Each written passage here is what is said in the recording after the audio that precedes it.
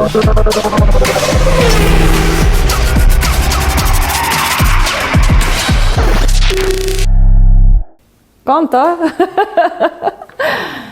Gal gali pagruoti? Galu, dabar įveins toks gabaliuks. Sūnau labai patinka.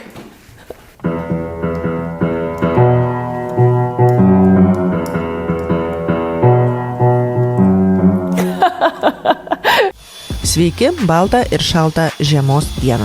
Šiandien kviečiame jūs susipažinti su viena ryškiausių Lietuvos automobilių sporto moterų – Agnė Vičkačkaitė. Tai viena labiausiai patyrusių Lietuvos ralio šturmanių, dalyvavusi tiek nacionalinėse, tiek tarptautinėse ralio varžybose. Agnė ne kartą lipo ant Lietuvos ralio čempionato bei pres ralį varžybų podiumo ir šiandien yra laikoma viena stipriausių moterų autosporte Lietuvoje. Tokia dėžutė. Tokia. Kodriver. Ir rašyta irgi. Mes tais metais su Benediktu, kai važiavom ralyje, laimėjom šitą trofėjų. Dalyvavom varžybose ir laimėjom. Elektrėnų ralis mums baigėsi nesėkmingai, bet mums užteko jame startuoti, kad surinktumėm trūkstamą taškų skaičių ir pasiekti šitą rezultatą. O mes paklausėme Agnės, kuo ji gyvena dabar, apie ką svajoja ir kas ją motyvuoja judėti pirmynę tada, kai kelias nėra lengvas. Aš esu ne tai, kad ralio stebėtoja, aš esu deleguotas atstovas, esu varžybos stebėtoja, tai tiesiog žiūriu, ar visos varžybos eina sklandžiai ir pateikiu po varžybų savo ataskaitą, savo pastebėjimus, ar saugumo reikalavimai, kaip išpildytos varžybos, ar dokumentai laiku, kaip įrengta servisas, kuro pilimai, žiūrovų zonos, kaip žiūrovai elgiasi, kaip apdovanojimai vyksta, visą tai paskui surašau į ataskaitą. Lygiai taip pat numatytų laikų pravažiuoju trasas, patikrinu, kaip prieš nulinius ekipažus pasižiūriu, kaip įrengtos trasos, kaip kokia situacija, ar žiūrovai saugiai stovi ar nesaugiai. Tikrai tenka išlipti ir pasakyti žmonėm, kad pasitraukit, kad nenorim rizikuoti žmonių saugumu. Tai toks įdomus gan darbas. Tikrai labai smagu pamatyti iš tos visos kitos pusės. Visą tą virtuvę, stebėti štabe vykstantį darbą, kaip medikai, kaip gaisrininkai, kaip kas reaguoja į aplinką, į situaciją, varžybų vadovai. Labai įdomus iš tikrųjų darbas.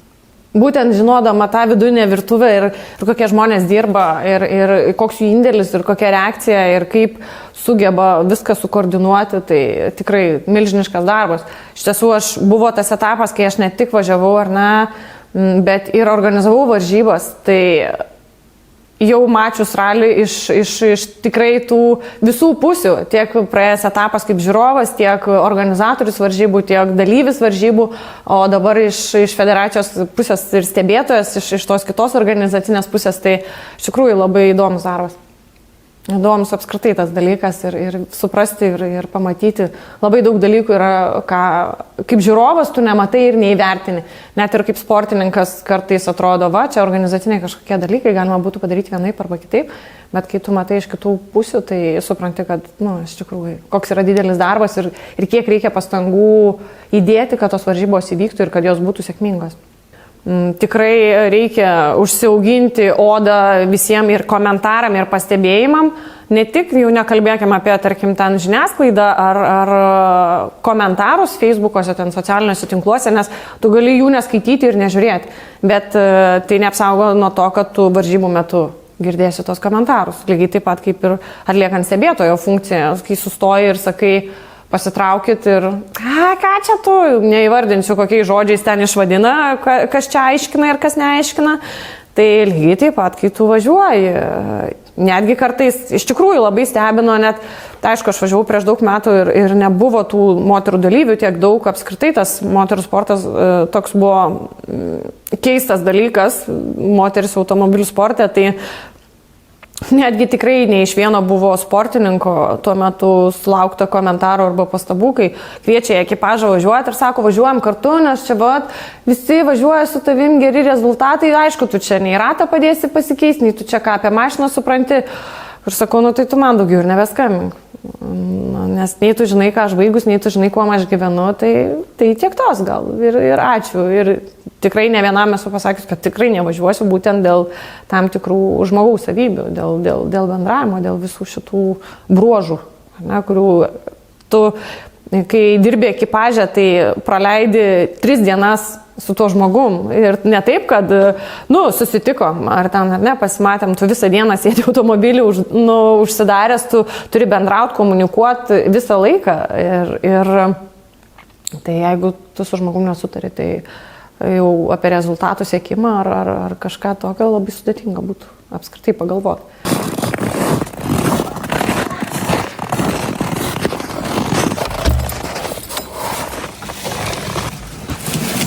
Vien būrės įsidėžėsi. Gal kada nors pasidarysim eko klasėje žurnalistų ralis 2013 vieta. 2013 metai.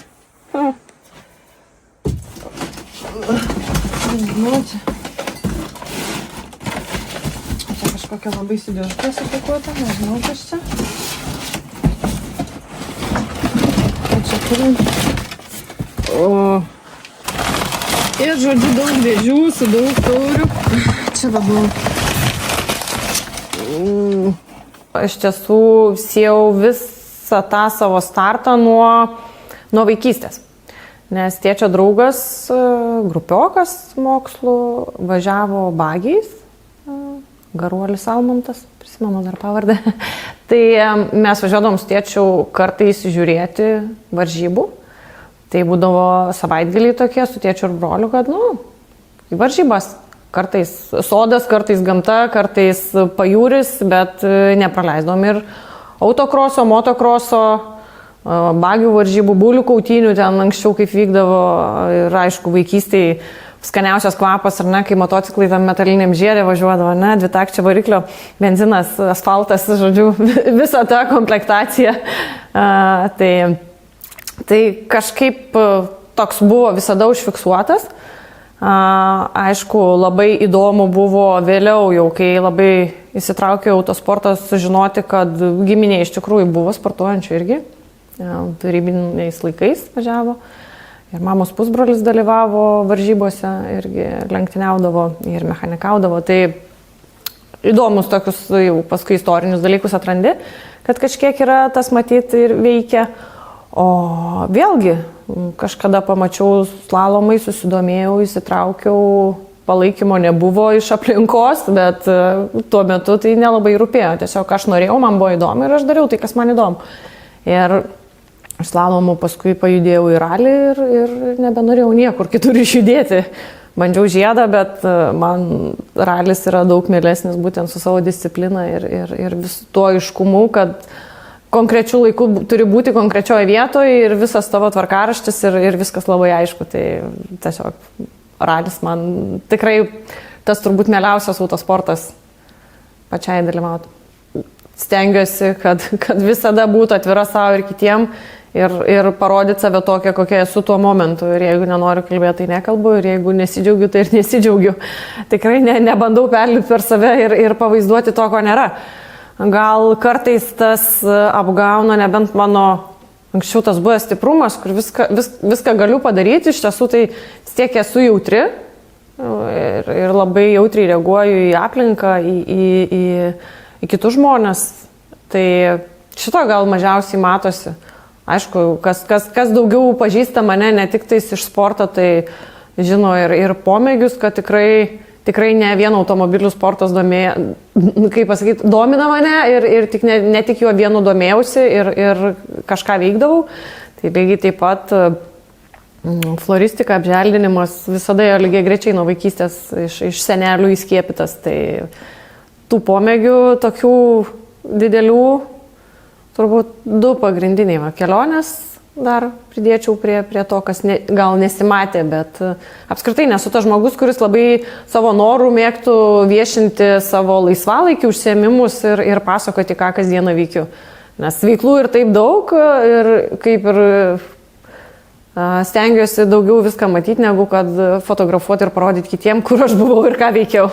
Mes nuoširdžiai linkime Agnei dar ne kartą sugrįžti ralio trasas, galbūt kartu su lenktynininku, o gal net su savo sūnumi. Juk pažadai ištarti šeimoje dažnai tampa gražiausiamis istorijomis. netmetu, kad kažkada gal grįšiu ir dalyvausiu. Dabar tiesiog tokios galimybės, kol mažesnis sūnus, tai vėlgi sudėtinga yra labai išderinti, kas juo pasirūpins, kas jį pasižiūrės, kad galėčiau dalyvauti pilnai. Nes bandžiau, tarp kito dalyvavau, kai 1,5 metų buvo sūnui varžybose su Vaidotu Paškevičiu važiavam, tada testavom niekšino automobilį, sukurtą, tai tikrai labai sunku, tiek treniruotės, tiek varžybos, kai ypač treniruotėse, kai iš tikrųjų buvau su vaiku ir tu išlipi iš sportinio automobilio, tada pamaitinti vaiką, vėl į automobilį, tada pakeisti pampersus, vėl į automobilį, pirmyn atgal ir tas toks pasidalinimas, kur iš tikrųjų vienu metu bet darai labai daug darbų ir negali atsiduoti 100% šturmanavimui, tai tikrai buvo labai sunku, buvo visko ir bloga darėsi ir pykino, ko niekada nebuvo sportiniai mašinai, tai tikrai buvo toks, ir galvai, ir emocijom labai sudėtingas laikas, tai va, tai tiesiog vaikas sakė, kad irgi važiuos lenktynėse dalyvaus, tai važiuosim kartu, sakė, nupirks man Porsche, jis tai vairuos, aš galėsiu kitą vairuoti, tai labai laukiu, kada nupirks. Tai sakė, taip, nupirks Porsche su kabliu, kad galima būtų sportinę mašiną ten. Taip, ten visas arsenalas išvardintas. Taip. Ir sakė, važiuosim formulę žiūrėti. Tai labai laukia.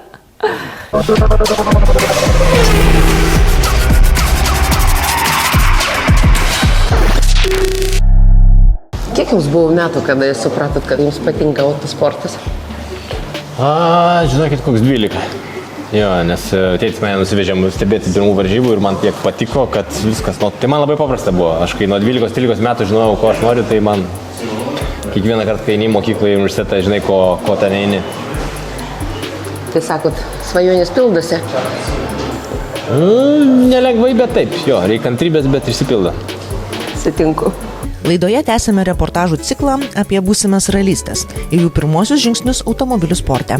Šį kartą grįžtame į praėjusiais metais vykusius mokymus, kuriuose didžiausias dėmesys buvo skiriamas ne važiavimui trasoje, o tam, kas dažnai nulėmė galimybę apskritai dalyvauti varžybose.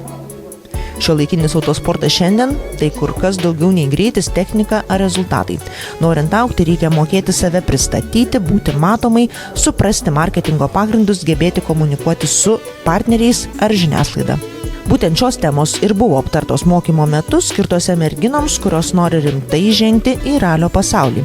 Mokymų dalyvės gilinosi į tai, kaip kurti patrauklų asmeninį įvaizdį socialiniuose tinkluose, kaip formuoti turinį, kuris būtų įdomus ne tik sekėjams, bet ir potencialiems partneriams. Taip pat buvo kalbama apie tai, kaip prisistatyti partneriams, kaip ieškoti finansinės paramos dalyvavimui varžybose, bei kaip patekti į žiniasklaidos akiratį ir išlikti matomai ilgesnį laiką. Oi, namų darbų, ypač pradžioj, tai daug. Bent Tik tai nebūtina juos padaryti per dieną, sakykime. Tai yra, sakykime, strategija. Pasidarau čia, išmokstu čia, judu ten, tada man reiks tą padaryti ir tai, žodžiu, yra tam tikras laiptukai lipant į viršų. Ir kiekvienas laiptukas turi savo namų darbus. Tai va, kaip pavyzdys. Pradedu, susikurti social mediją, pagalvoti apie pirmą turinį, kaip komunikuosiu, kaip savo auditoriją pritrauksiu ir per draugus. Pirmas namų darbas, kaip pavyzdys. Trūksta moterų šitame sporte? Trūksta. Vyrų akivaizdu, kad yra gerokai daugiau. Bet moteris, kurios važiuoja, tai pasiekia visai šaunių rezultatų, kaip pavyzdys. Aš turėjau šturmanę Ilką Minor, kuris šturmanauja jau 30 metų ir yra savo srities profesionalė. Dakarą yra laimėjus Jutta Kleinfeld, kuris su gamyklinė Mitsubishi komanda 2005 buvo pirmoji ir iki šiol nors vienintelė vokietė laimėjus. Iš Vokietijos maros daugiau laimėtojų nebuvo automobilių kategorijoje. Tai va, tai yra puikus pavyzdžiai, kad tai viena iš sporto sričių, kur vyrai ir moteris kartu važiuoja, nes tas fiziškumo elementas yra nedidelis ten. Pasportavęs ir vyras ir moteris gali rodyti tos pačius rezultatus. Ir palinkėjimas dalyviams? Atkaklum. Tai įmanoma moteriai tapti raliste ir dalyvauti Manau, gyvenime. kad tikrai taip, dėl to, kad mes turim daug pavyzdžių, gal ne Lietuvoje, bet užsienio šalise, kur moteris pasiekia labai gerų rezultatų ir yra gerai žinomos. Tai manau, kad iš Lietuvos lygiai taip pat Dariaus kitų dėka galim išauginti labai puikių talentų. Aš tai norėčiau ralį važiuoti. Nežinau kokiam dar, bet kuriam pradžiai bent pradėti norėčiau pravažiuoti. Mano žmona yra irgi tame dalyvavusi, gana giliai įnėrusi buvo. Ir dabar dar šiek tiek su vadybininkavimu viso to padeda. Tai tikrai net kalbinėčiau, jeigu žmogus turi tą maistrą ir užsidegimą. Vėlgi, reikia suprasti, kad tai nėra lengvas kelias ir jeigu viskas tas yra priimtina, tai tuomet manau, kad tikrai verta. Kaip ir minėjau, jeigu tu jau esi tame rate, toje terpėje, tai ta prasme yra labai daug įdomių žmonių, labai daug įdomių patirčių. Niekada nedaryčiau kitaip dabar, aš asmeniškai, bet tai nėra lengviausias kelias. Tai gerai patingėti, bet reikia ir darbo, taip? Be abejo, tai kaip ir sakau, jeigu randi tą veiklą, kuri skatina kažkaip, dėl kurios akis dega, tai tada tas darbas tampa hobiu.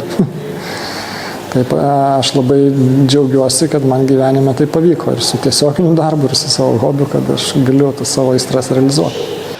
Moteris turi labai daug privalumų ralyje. Visų pirma, moterų ralyje nėra daug, todėl jos gali būti puikus išskirtinumas tiek savo dalyvavimu ten, tiek savo komunikacijos galimybėm. Nėra tų moterų daug, greitų moterų nėra daug. Kodėl nepabandyti save paversti kažkokiu tai tuo atletu gerai matomu, puikiai matomu, kuris gali būti įdomus rėmėjam? O ko reikia, kad tu būtum įdomus tavo akimis? Tu eini per trasą ir... Einant per trasą, ką norisi matyti? Tai norisi matyti gražų važiavimą. Žiūrint, čia pravažiavo gražiai. Kuo tu gali būti įdomus kitoj srity, kaip mano paskaitos metu kalbėtojų komunikacijos srity, tai reikia suprasti, kad tu turi kurti istoriją, tu turi pasakoti kažkokį nuotykį. Tai nėra, pranešimas spaudai nėra tik rezultato apžvalga ir tavo pozicijos, galutinės pozicijos kažkoks aprašymas. Tai yra tavo lenktynės nebuvo tik tai startas ir finišas, tu turėjai nuotykių, ta prasme, tu juos pasakok ir manau, kad šitaip komunikuojant, pasakojant istoriją, galima tikrai išeiti į eterį su kokybišku pranešimu spaudai ir su tuo labiau su tokiu dabar projektu kaip aš ralistė, kai moterų lenktyniaujančių nėra daug, o čia dar jeigu atsiras moteris, kuri kalbės istorijas ir jas pasakos, čia projektas už milijoną. Šie mokymai dar kartą parodė, kad sėkminga karjera autosporte prasideda ne tik nuo greičio trasoje, bet ir nuo gebėjimo būti matomai, suprantamai ir patraukliai už jos ribų. Ačiū, kad žiūrite ir esate kartu su mumis. Iki kitos savaitės. O jeigu žiema leis, mes jūs tikrai pasieksime.